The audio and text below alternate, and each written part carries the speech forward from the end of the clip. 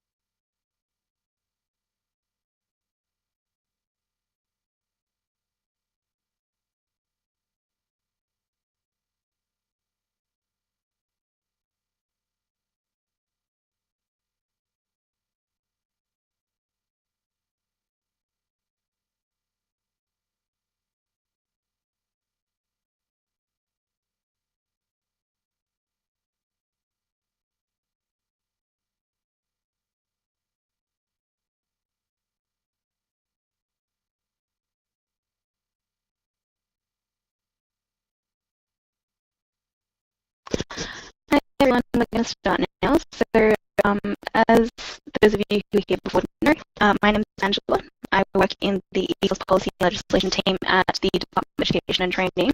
And this is the first in a series of webinars that we're running. So it's really good. We've got about 400 people here today. So it's good to see this level of engagement from the sector. I might just jump into sort of housekeeping before we go ahead. So firstly, if you are having any problems during the webinar, we do have people here monitoring how it's going. So just kind of comment to us, and someone will try and reach out to you and help you. We'll also be running a few polls to assess how you felt the webinar at the end. So do just hang around, and we will be running that poll if you'd like to help us answer some questions and make future webinars better. First of all, we'll have the opportunity to ask questions during the webinar. What we'll be doing is we'll be answering some questions at the end after the presentation, but you're welcome to submit the questions during the course of the webinar, and we'll have people on this and collating them. There are 400 people here today, so we won't get to everybody's question, but we'll try and pick out some of the big ones and answer those at the end. So the way to do that, as some of you have already figured out, is if you look on the toolbar, which should be on the right side of your screen, you'll see a little speech bubble icon, and if you click that, you should be able to type some questions, or you can also leave some comments, and they'll all come through our team. So before we get started, there are a couple of questions that I wanted to put up for everybody today, just to have a think about throughout the webinar. And if you have any interesting comments or observations during the course of the webinar, do feel free to type it into the chat box, and we will get that, and we'll revisit these questions at the end of the webinar. And if there are any interesting observations, we'll read them out. So those questions are: what measures will I take back to my institution from today? What changes does my institution need to make to policy and procedures? And what steps do we need to take to make this happen, and when? So as I said, you're welcome to type out some responses throughout the webinar. I'll be looking out for your comments and questions. Start with a little bit of scene setting in terms of where the national code fits into the international education landscape. So, as most of you will know, the government does have a national strategy for international education 2025, and the National Code very much supports the objectives of that strategy, and it does this by advancing Australia's role as a global leader in education, training, and research. So, as you can see here, the National Code is a legislative instrument that fits under the ESOS Act, or the Education Services Overseas Students Act 2000. So you can see that in the bottom left corner. It's a legislative instrument that sets nationally consistent standards for international education providers. And many of you would know, you do have to comply with the National Code to maintain registration to teach overseas students. The National Code is complemented by a range of other quality standards and consumer protections under the Act. So many of you will be familiar with, for example, the Consumer Protection Service. That's one of Australia's key consumer protection mechanisms for international students. We've also got the ESOS regulations that give practical effect to some of the provisions in the ESOS Act. And we've also got the ELICOS and Foundation Program standards, which set quality standards for the ELICOS and Foundation Program sectors respectively. So, of course, the ESOS framework itself sits next to Australia's migration laws, next to the student visa program. It does support the student visa program by making sure that providers collect and report information that's relevant to the administration of the student visa program. I wanted to touch quickly on the process that we've gone through in terms of coming to a National Code 2018. And that's because it has very much been a collaborative process. And we have the fact that the document that we've come up with the National Code 2018 has very much been shaped by industry. And no doubt many of you would have been part of the submissions process that we went through earlier this year. And I'm sure many of you would have been involved in a submission either through your peak body or maybe through your institution. So in terms of the process itself, revising the National Code was the natural next step for us following the changes that we made in December 2015 to the Ethos Act, and many of you will know about those and have been around for those. So what we started with was last year in September, we undertook initial discussions with key bodies from across the state and also with state and territory regulators and some of our other Commonwealth agencies. So as a result of those conversations, we came to a consultation draft that was available for public comment. We put that out in February this year, and we did receive nearly 100 submissions in that process. So it was really good to see the level of stakeholder engagement throughout that process. And we were also very pleased that stakeholder feedback was broadly supportive of the policy direction that the National Code was going in.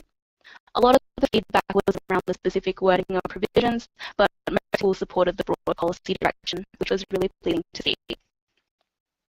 As a result of all your comments and feedback, we did come to the National Code 2018, and that was released earlier this month, and it will commence on the 1st of January 2018.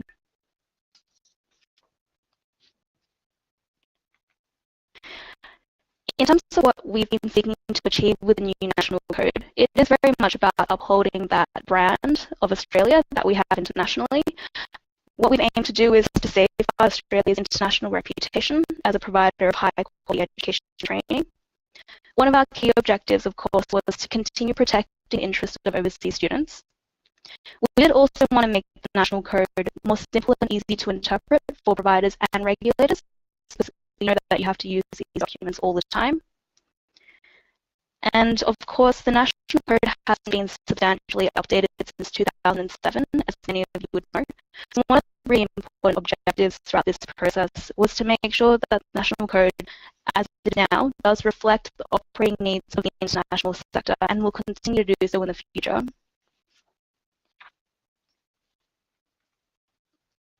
I'll cover off quickly on key areas of reform, and we will be covering off all of these today and a little bit more on some of the other standards. So in terms of what changed, it is worth noting that we have simplified the structure of the National Code a little bit. So it's been reduced from 4 parts at the moment, parts A to D, to 2 parts. We've also gone from 15 standards to 11 standards, so we had to do a bit of streamlining there. In terms of the policy direction, the key areas for reform include improving the transparency of agreements between providers and students, by requiring more details, especially around a student's course of study in the written agreement. We've also sought to strengthen arrangements for the care and welfare of overseas students who are under the age of 18. We've looked at providing greater guidance for providers about the circumstances in which the department expects transfer requests to be granted, while maintaining strong provisions that prevent the poaching of students. We're continuing to require clear processes and procedures for monitoring overseas students' course progress and attendance. And lastly, in recognition that a lot of providers are looking to tap into more online learning and more innovative delivery models, we've also looked at more flexible provisions around online learning while maintaining the appropriate safeguards for our student visa program. So as I said, I will touch on all of these areas today.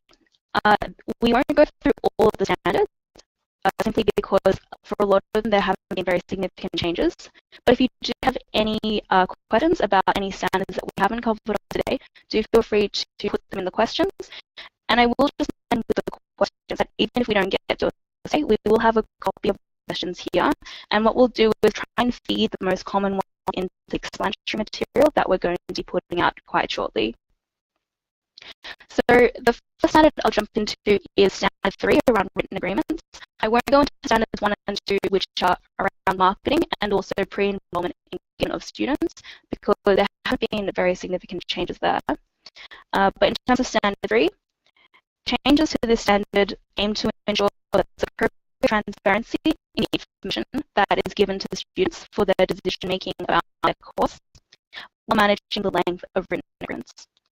So as you would know, the current standard around written agreements focuses a lot on the tuition fee requirements and the refund requirements for students. So we've expanded this a little bit to include additional details that should be in a written agreement. And a lot of this in particular is around what the course is going to be, an overview of the content, any compulsory online learning or work-related learning, course prerequisites, conditions on enrollment, and so forth. And you can find a full list of that in Standard 3 of the National Code 2018.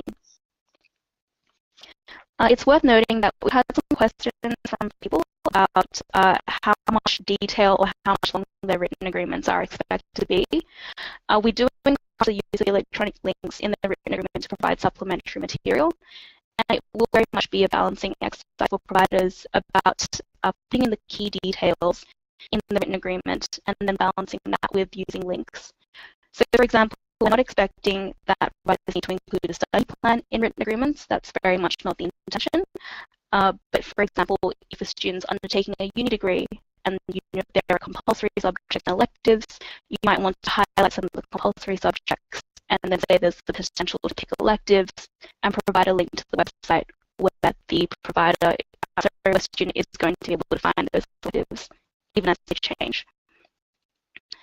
The other key change here is that written agreement may take any form, provided that they meet the requirements of the ESOS Act and the National Code. So theoretically, this means an application form that meets all the requirements could form the basis for the written agreement once the student signed it. I know that not all providers will want to do this, and you don't have to. It's just an option there. We think it will be particularly relevant for ELICOS providers, because we've heard feedback from the ELICOS side that there's no need to really go through an application process and to accept the student's application and to issue a letter of offer.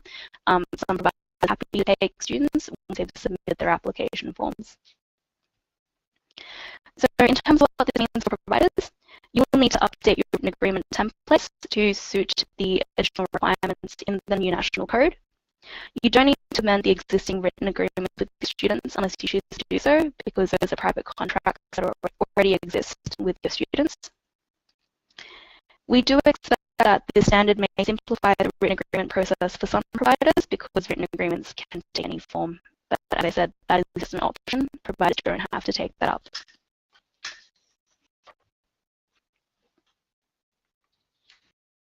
I'll go on to education agents, which is the next standard, standard 4.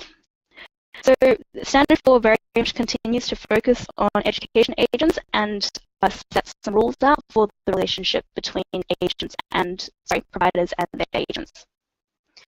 One of the key changes is that providers must enter and maintain the details of their agents with whom they have a written agreement in prisons.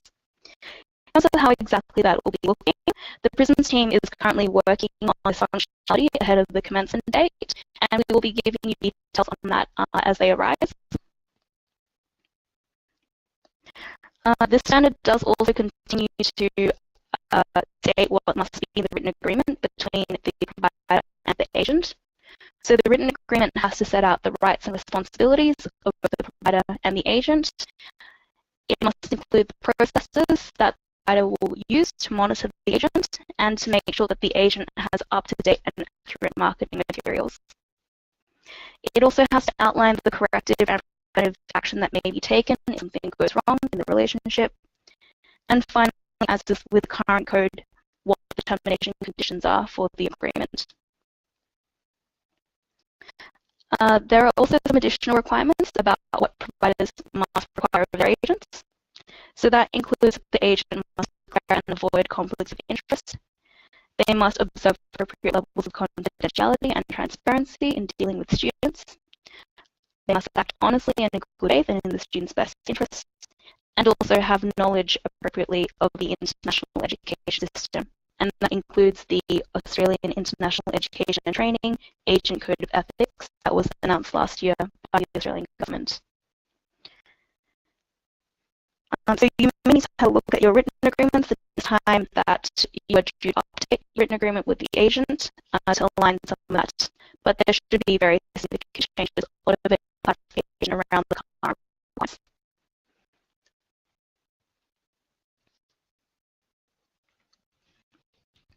We'll go on to the younger overseas students, so that's at 5 for those of you who are following with code.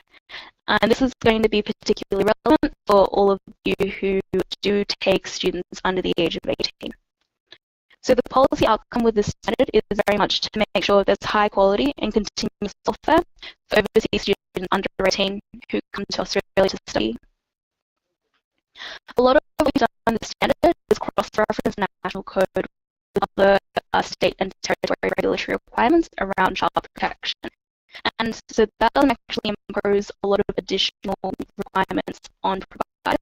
That's just to acknowledge that the national code does exist alongside those state and territory child protection requirements. And if a provider is going to enroll students under the age of 18, we do expect providers to be conscious and compliant with both the national code and those state and territory frameworks. So that leads us to the first dot point there, which is that providers who enroll students under the age of 18 must meet any Commonwealth, state, or territory legislation or other regulatory requirements related to child welfare and protection relevant to the jurisdictions where they operate. There's also a requirement for anyone who enrolls students under the age of 18 that they must give aged and culturally appropriate information to students about who to contact in emergency situations and how to seek assistance in the case of actual or alleged abuse. So again, we know that many states and territories, particularly in a school context, will have their own rules around how this sort of sensitive information must be delivered to students, and where those rules do exist, we would be expecting providers to do it in accordance with state and territory laws. There are also some additional requirements in the standard which only apply to providers that issue a call letter to their students. So that means that providers taking on responsibility for students' welfare while they're in Australia because the student does not have a suitable parent or relative that is going to be staying with them. So when the provider takes responsibility for the welfare, they will need to ensure that any adults involved in providing students accommodation or welfare have working with children clearances appropriate to the jurisdiction where they operate. So through the consultation process, we did get a few questions about exactly which adults this covers. And the answer to that is that it depends on the state in which you're operating. Different states will have different requirements around which adults, for example, in a homestay, need to get children clearances. So we'd recommend you check with your state educational authority if you're unsure. Moreover, providers have to have processes for monitoring any third party engaged to assist in organising welfare, such as the homestay provider. We would expect that most providers who have arrangements with a homestay provider already have these sorts of processes, which is formalising those in the national code. Providers also need to have processes to verify that students' accommodation is appropriate for their age and physical needs every 6 months. So again, this is something that got quite a few questions in the consultation process in terms of, do providers need to be doing a physical site visit each time? Do they need to be the ones doing this, or can they get homestay providers to help with that verification?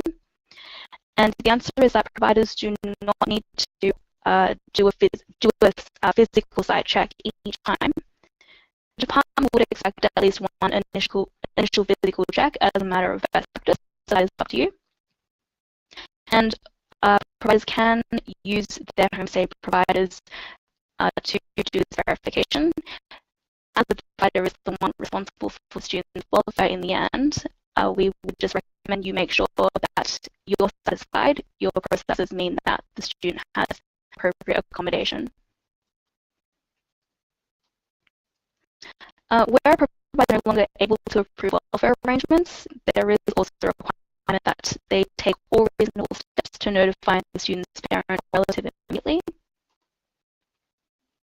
And finally, we are aware of some concerns across the sector that sometimes when students under the age of 18 transfer to providers, that transfer process can create a gap in welfare arrangements. So in this situation, what the National Code now says is the receiving provider, who's going to take the student, has the responsibility to negotiate with the releasing provider to make sure that there are no gaps in welfare. Now, this does mean that that receiving provider may end up needing to take on welfare a little bit earlier than they anticipated, or they might have to make alternate arrangements for the student, such as sending them home for a period of time if the gap is over a long holiday break in the summer, or to arrange for a parent or a relative to come out and take care of the student for a little bit of time.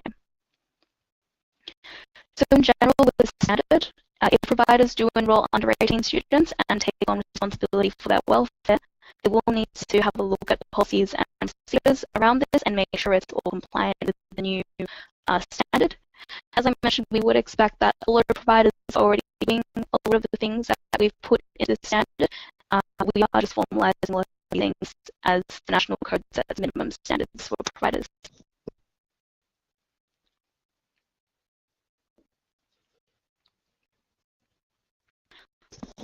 I'll move on to student support services. So in terms of the changes here, there haven't been very substantial changes. National Code 2018 does strengthen requirements around student support services, and this is in recognition particularly of recent issues many of you would have heard about around student safety on campus and also worker exploitation, which has been out in the media a lot lately. So changes that are worth highlighting here. Providers do have to inform students about services in regards to employment rights and conditions, such as through the Fair Work Ombudsman. This must be done at the point of the orientation program, and if in subsequent times the student asks the provider for information, the provider should give them some information or referral to the appropriate place to seek help. Another new requirement is that, or clarification, is that providers must offer reasonable support to students to enable them to achieve expected learning outcomes regardless of their mode of study. And this here is to complement the increased flexibility for students to undertake online learning in National Code. So we make sure that if students are allowed to do a little bit more online learning, there's also a recognition that they should be given reasonable support to maintain that connection with their peers and on campus that they wouldn't otherwise have. Finally, providers do have to take reasonable steps to provide a safe environment on campus, and they need to give students information about how to seek assistance and report any incidents that might impact on their well-being in a significant way. They also have to give students general information about safety and awareness relevant to life in Australia. And one example of this is, some of you may have seen a couple of years ago, there were some reports about international students being disproportionately represented in beach drownings, for example. That's the sort of information that a domestic student who grew in Australia might be quite aware of in terms of, going to the beach, safety, but that a lot of overseas students may not know.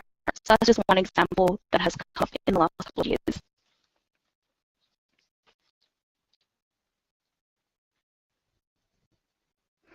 We'll move on to overseas student transfers.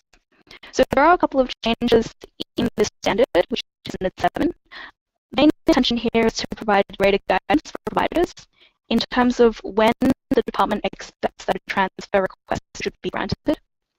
We are, of course, just there continue to be concerns in the sector around the poaching of students, and though we have maintained the key element of standard 7, which is a restriction on students from transferring before they've done the first 6 months of their principal course. So if they have not done 6 months of the principal course, they will need to seek a release from their provider. There is one exception to this that I'll talk a little bit later on, and that's the school sector. But in terms of standard 7, providers will continue to need a transfer policy. In this transfer policy, they'll want to continue to have circumstances that they consider as reasonable grounds to refuse the transfer request, as well as to grant the transfer request. And they'll also have to have a reasonable time frame for assessing and replying to the transfer request, which is consistent with the current national code. One of the key changes here, which will impact on the transfer policy, is what I have here on this slide, which is that the department expects that transfer requests should be granted where they've assessed the following things. I won't go into great detail on issues because most of them are quite straightforward, but I will touch on that first stop point there, which is that we expect the transfer request will be granted where the student is reported because they're unable to achieve satisfactory course progress. So we have had some feedback already through consultation and through subsequent meetings with the sector. There may be concerns that this provision might help or facilitate students to purposely fail to change courses and escape transfer restriction. What I'll note here is one of the reasons we've put this in is to look after the interests of students who may have genuinely gotten themselves into a course that they're struggling in and that's not suitable for their level. And so they've struggled and been unable to achieve satisfactory course progress. And we have heard instances of students getting stuck in their courses during this stage, and so this is the rationale behind including this. However, we have retained enough discretion here for providers to refuse a release if they feel that the student hasn't genuinely engaged with the intervention strategy. So maybe you can see very clearly that they're flunking it on purpose in order to get out. So in that case, we'll be able to refuse a transfer request. And of course, regardless of whether the student is released or not, they will be reported for unsatisfactory course progress, and that report will still go through. So if there are any questions about any other of the things on that slide, do pop a question and we'll jump to them at the end, but I do think that most of those are quite straightforward.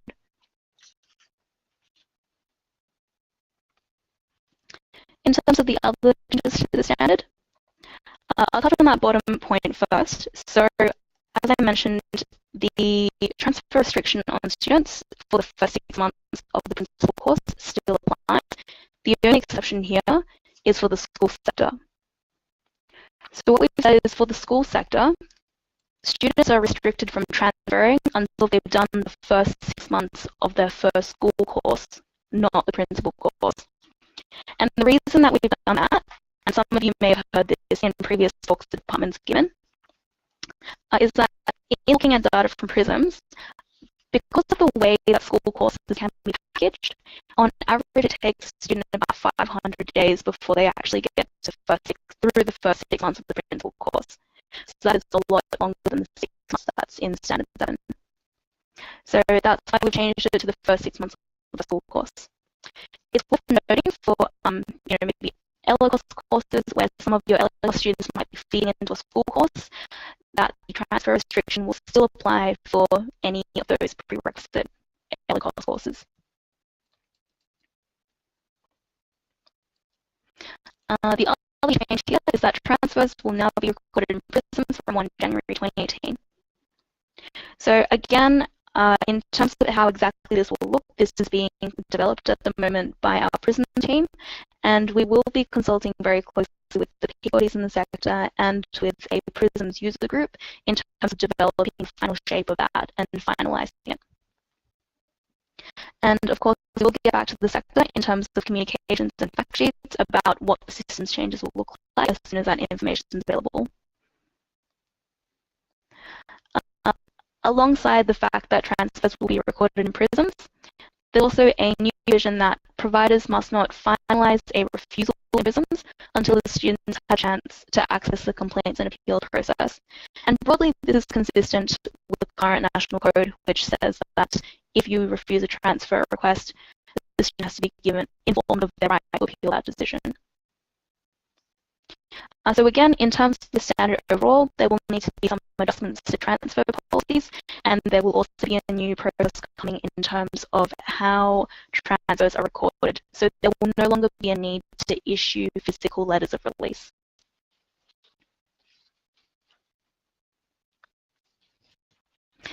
We'll go into overseas student visa requirements. So this is standard 8 of the new national code. I will note here that this standard basically combines about 3 of the current national code standards into one. So we have tried to do a bit of streamlining and combining. There are 3 components that I will go through individually. And those are monitoring attendance and course progress, reporting student visa breaches, and online learning. And there are also some other aspects of the standard in terms of allowable course extensions and things like that.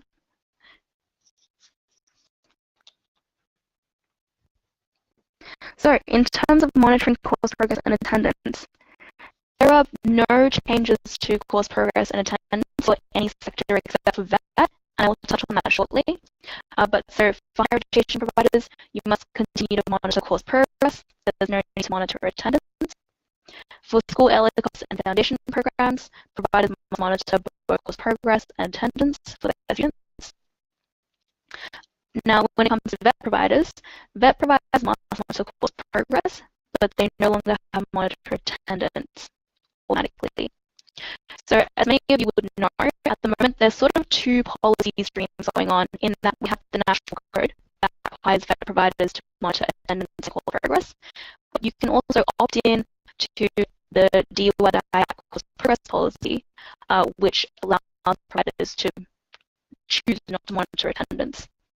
So rather than have this opt-in, opt-out scheme, which is also quite complex to understand for people, we've made it that VET providers do not have to monitor attendance anymore, but attendance monitoring can apply to VET providers if this is set as a condition of registration by the ESOS agency.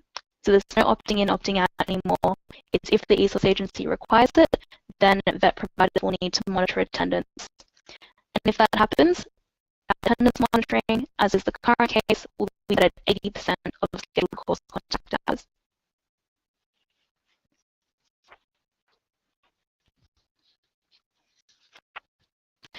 Again, jumping into reporting of student visa breaches, that's much the same for all the sectors.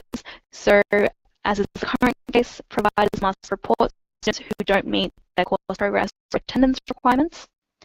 There are some limited circumstances where a provider may decide not to report a student for falling below 80% attendance, and that applies where the student is still attending 70% of the course, and if they're a school LLS or foundation program student, that student provides evidence of compassionate or compelling circumstances to the provider. And for VET courses, that's if the student is doing the 70% attendance and still maintaining satisfactory course progress. But aside from that, there aren't any changes across any of the sectors.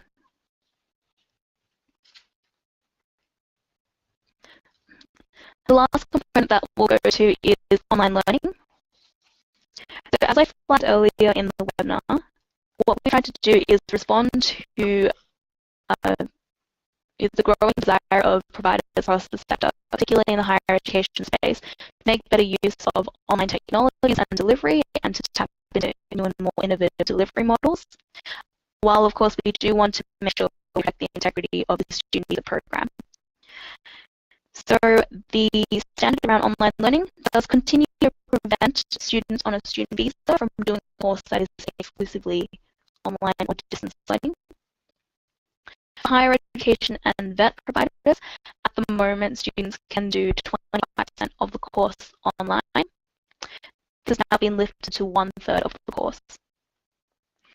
However, as is the case now, if you don't want your students to be doing any more online learning, you have to give them that option. For schools, ESOS or foundation programs, any online or distance learning must be in addition to the minimum face-to-face teaching requirements. Overall, as is the case now, providers do need to make sure students are at least doing at least one face-to-face unit in each compulsory study period. There is an exception to this in the new national code, and that is where the student is doing the last unit of their course.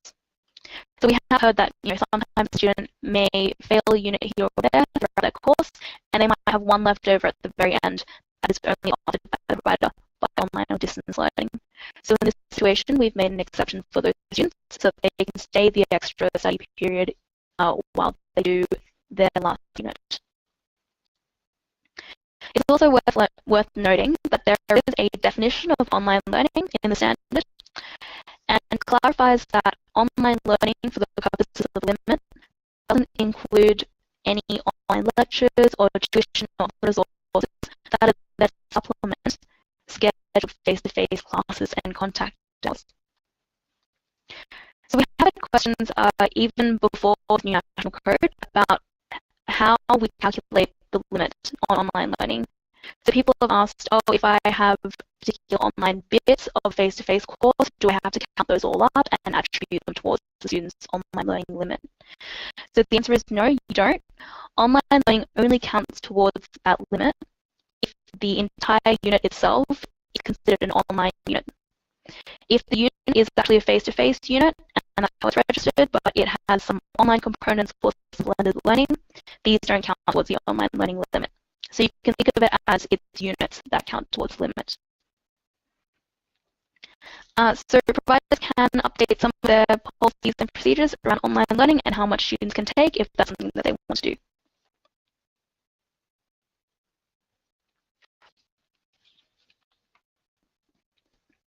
So that does cover off the main areas that we're going to cover today.